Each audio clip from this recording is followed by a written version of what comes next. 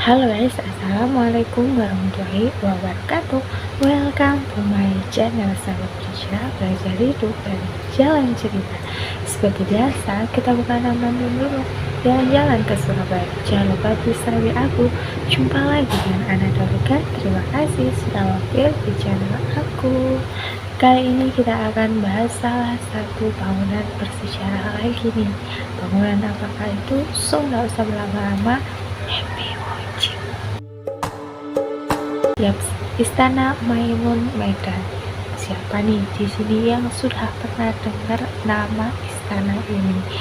Bangunan yang cukup masyhur ini itu dulunya itu merupakan pusat dari Kesultanan Delhi yang berada di Jalan Brigjen Kartarmuso nomor 66, tepatnya di jantungnya kota Medan. Istana Maimun tersebut dibangun atas perintah dari Sultan Mahmud al-Rashid yang pembangunannya dimulai sekitar 26 Agustus tahun 1888, dan pembangunannya ini memakan waktu sekitar 3 tahun dan kemudian diresmikan pada tanggal 18 Mei tahun 1891.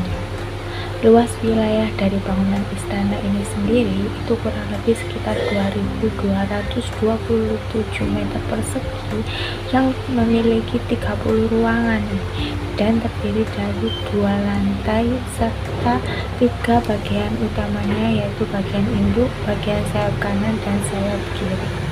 Untuk penamaan dari Istana Maimun sendiri itu ada yang berspekulasi bahwa nama tersebut itu diambil dari nama permaisurinya, yaitu Siti Maimunah. Namun faktanya Maimun itu merupakan kata serapan dari bulan selesainya pembangunan dari bangunan tersebut, yaitu bulan Mei. Dan suku terakhirnya itu diambil dari nama Sultan Delhi, yaitu Makmun.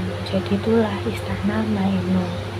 Pembangunan Istana Maimun itu bertujuan memindahkan pusat pemerintahan dan juga ibu kota dari Kesultanan Delhi itu ke kota Medan yang awalnya itu berada di Labuhan Delhi. Selain itu, karena menurunnya pamor dan juga potensi dari kawasan tersebut, nah, masyarakat ini berpendapat bahwa Kesultanan Delhi ini terlalu ikut campur urusan masyarakat yang ada di sana, sehingga itulah kemudian dipindahkan ke Istana Maimun. Dan disinilah Istana Maimun menjadi saksi dari pemerintahan 4 Sultan Melayu di sana. Awalnya Istana Maimun ini digunakan sebagai tempat pertemuan, sidang, kemudian rapat, pengadaan acara sederhana, tari-tarian yang disajikan untuk para kolonial Belanda di sana pada saat itu. Namun pada tahun sekitar 1946-an, tempat tinggal anggota kerajaan itu musnah terbakar, sehingga itulah ditempatkan di Istana Maimun.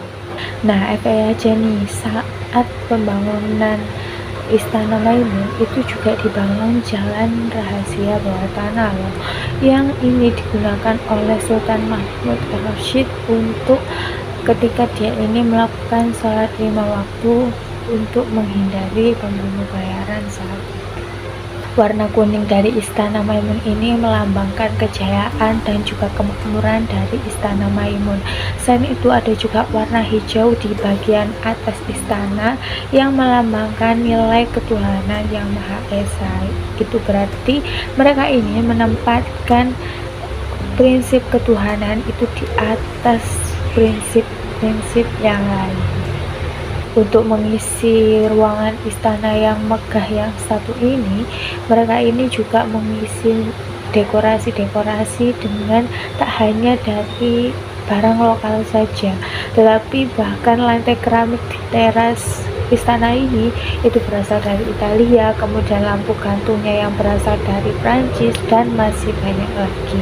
Arsitektur dari bangunan Istana Maimun ini yaitu Insinyur Kapten PH van Erp yang merupakan sosok arsitektur ternama dari Italia.